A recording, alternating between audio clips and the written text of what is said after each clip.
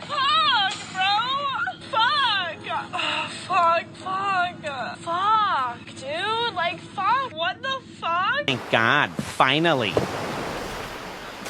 What the fuck? With the shit that goes on out here, yes, I enjoy my peace and solitude very much. And in spite of the depravity and unresolved trauma that exists in this world, or the harrowing cycle of longing that most of us have the tendency to experience when it comes to relationships, it hasn't turned me into a misanthrope. It hasn't made me less affectionate. And it hasn't pushed me to completely abandon society. It's only made me more exclusive, selective, and intentional in how I use my discernment. I understand that I had to endure the misanthropic phase in order to come to this sense of understanding. I think it's very on brand right now for enlightenment to be experiencing a resurgence during this time, because it always happens when almost every single person feels as if they have every reason to believe that this world is fucking doomed. From wars to geriatric men competing for leadership. President Trump? I really don't know what he said at the end of that sentence. I don't think he knows what he said either. To negligent friends, bad takes on Twitter, my fellow Black community utilizing vague tactics to incite bias wars for engagement. So of course, by sociological means, most are either isolating or trying to find a middle ground between themselves and their counterparts. And it's so funny. It's so funny. Because how the personal journey begins for everybody is similar, yet vastly different. Episodically, you probably discover a fraction of enlightenment through the ethos of synchronicities. So a random video in your YouTube algorithm, a dream, or I don't know, some Hotep-esque man or woman with locks and homemade roll-on fragrances that you meet somewhere in the middle of Little 5 Points, you know, shit like that. Through a conversation, you discover law of attraction, manifestations, and other spiritual practices. And like the self-care movement, you treat this new methodology like your new source of vitality, like the rest of the general masses does when they discover something beneficial. And yes, I'm saying this in a condescending way for shits and giggles, because you already know how it is. First comes discovery, then comes popularity, then comes capitalism.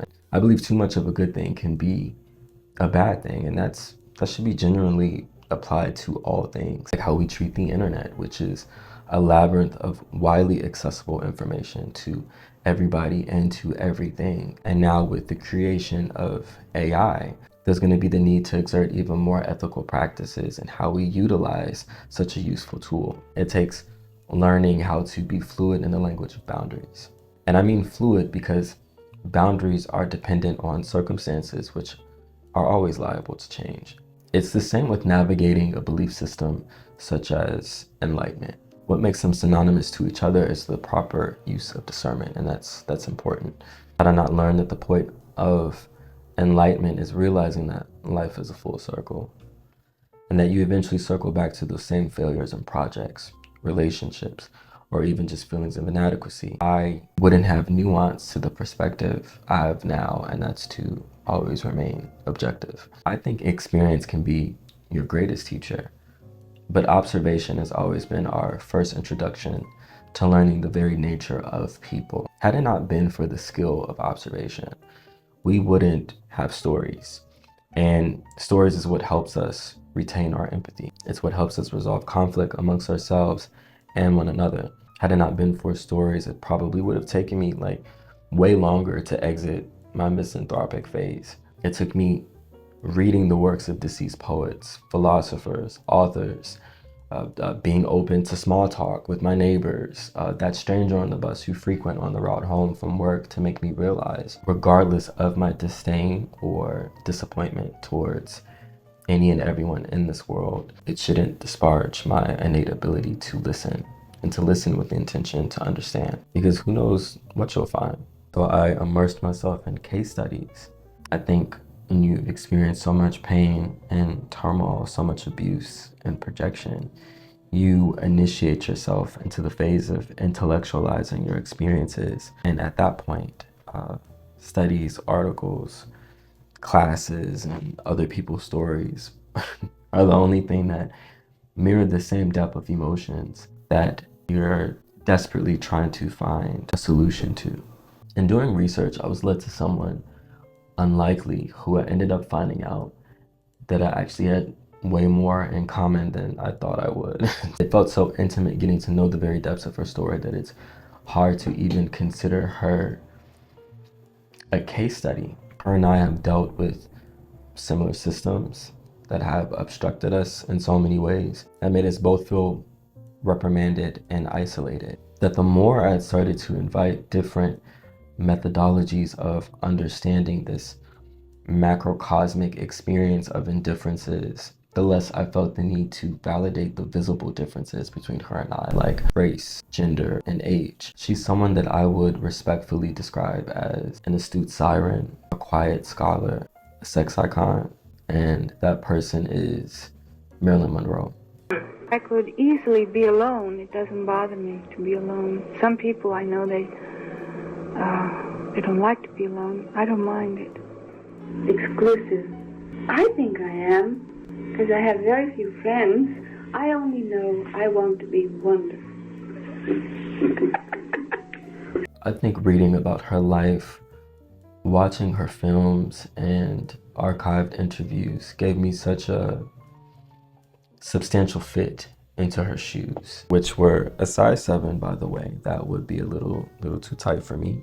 But metaphorically speaking, such an underwhelming space to be in with little support and lack of true companionship.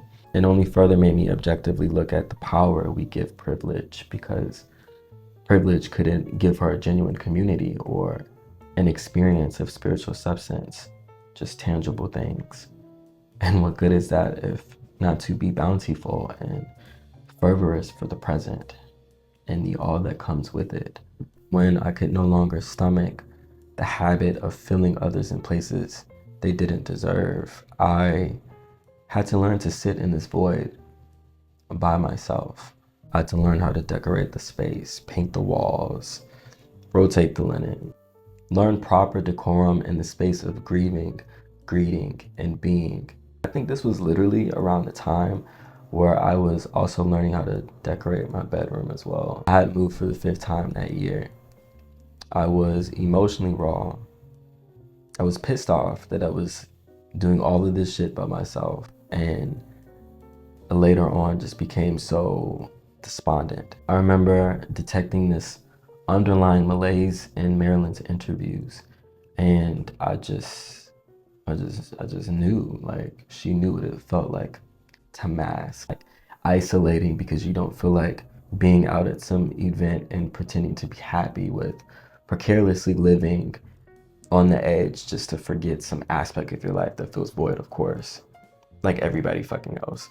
Lying to everyone and telling them, no, really, I'm fine, when in reality, they just don't have the same level of emotional intelligence or capacity to even understand how you feel. Just regurgitated self-help TikToks and bell hooks quotes they themselves don't even understand because they lack nuance in and outside of the context. I was able to draw more comparisons between her and I through understanding how we both entered this lifestyle of the self-help renaissance. And I utilized astrology to remove stigmas amid that correlation, and it made the experience even more enriching and intimate. I know astrology gets a lot of bullshit because of the cultural faddists that make generalizations about one sign. And then now that I think about it, there's this misconceptions about it being, you know, a belief system. If it was, I don't really foresee people having the same conviction for Western astrology like they do with Vedic.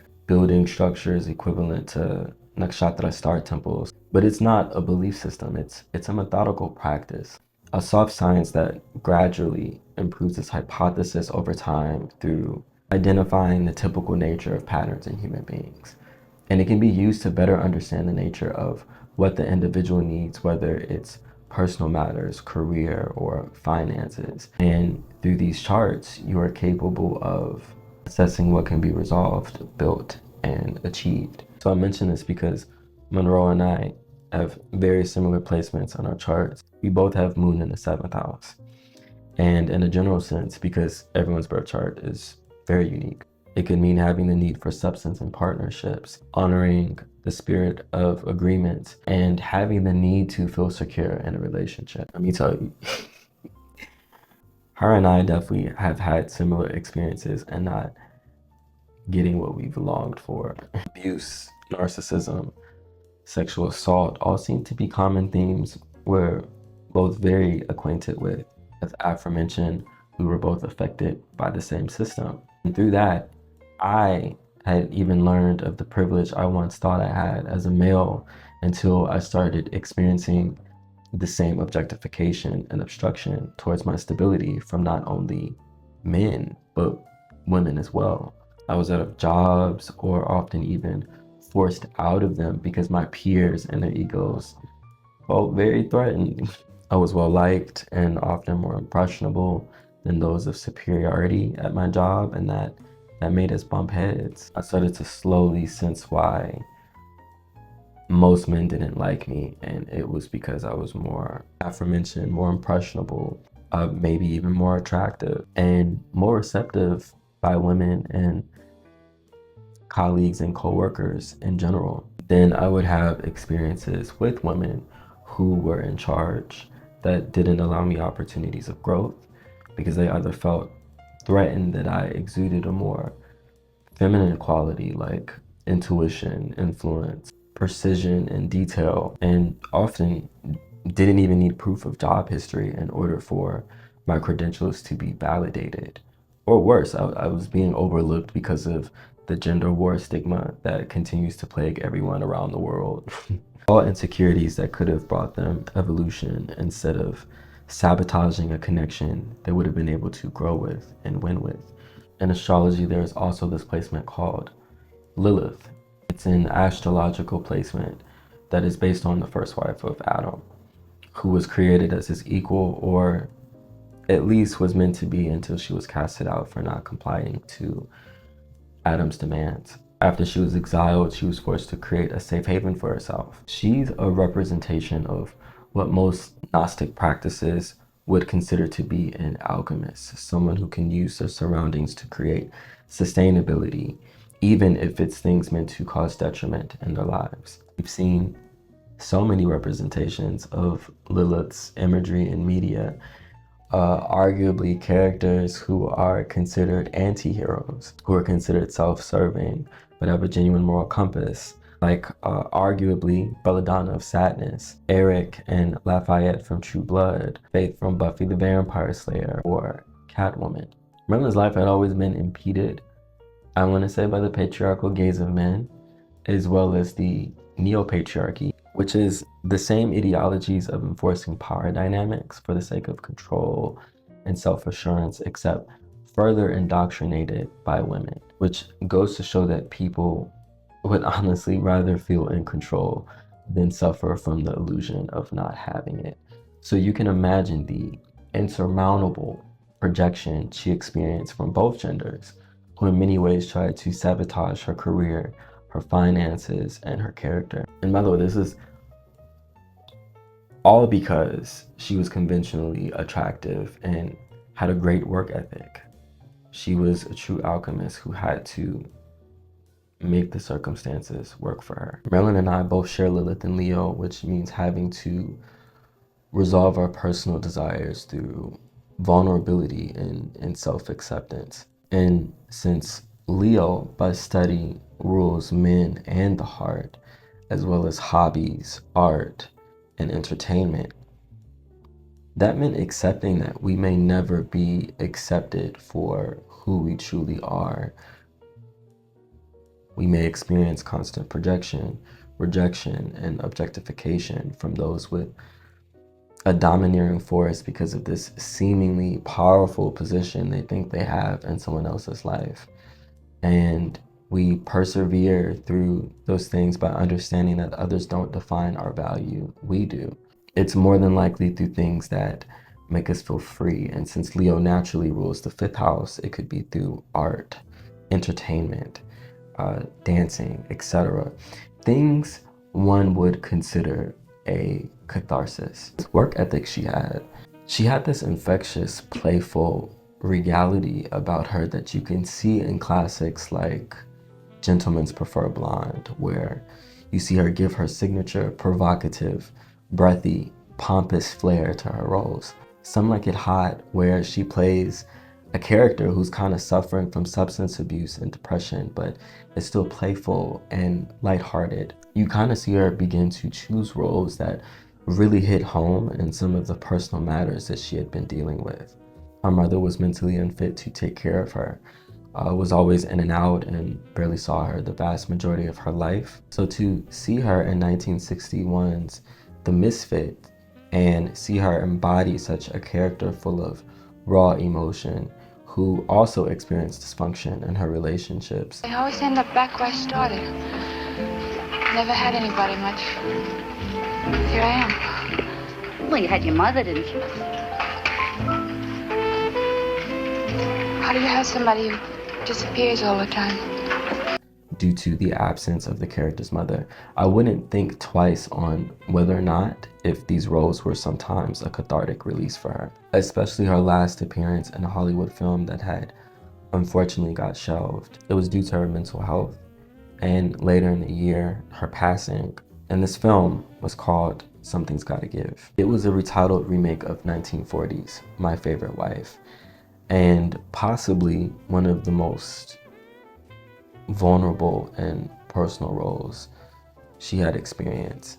And it's only because the role required her to play a mother reuniting with her kids after years of speculating her death. There's a scene where she is silently emoting the sight of her children from a distance.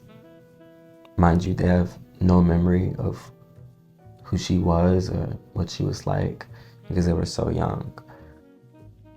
But you could see the look of eagerness and gaiety, slightly anxious at her own bewilderment, a moment where opportunity had been longing for its moment at chance.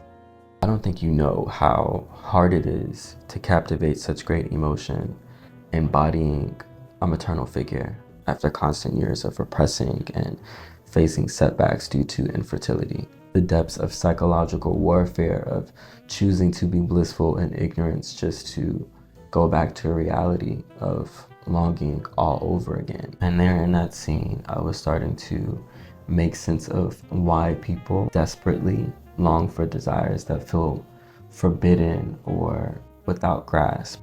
I've seen plenty of things in this world, and what I've seen the most is people grow disdain for the tangible things that feel as if it's out of their grasp. Did they ever go as far as asking themselves whether or not if it truly is? Like, could it be that their perspective is skewed because they're too accustomed to the way others receive it?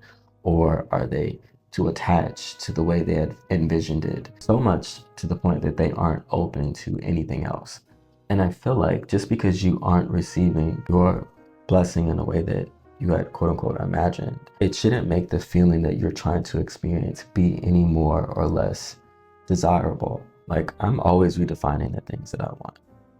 Always, always, always. I want love, but it doesn't have to be with that person that I've imagined it with. I may have wanted that opportunity that I've been denied, but a week later, I was offered something similar. It's not the same, but I checked in with my intentions, and guess what? They align.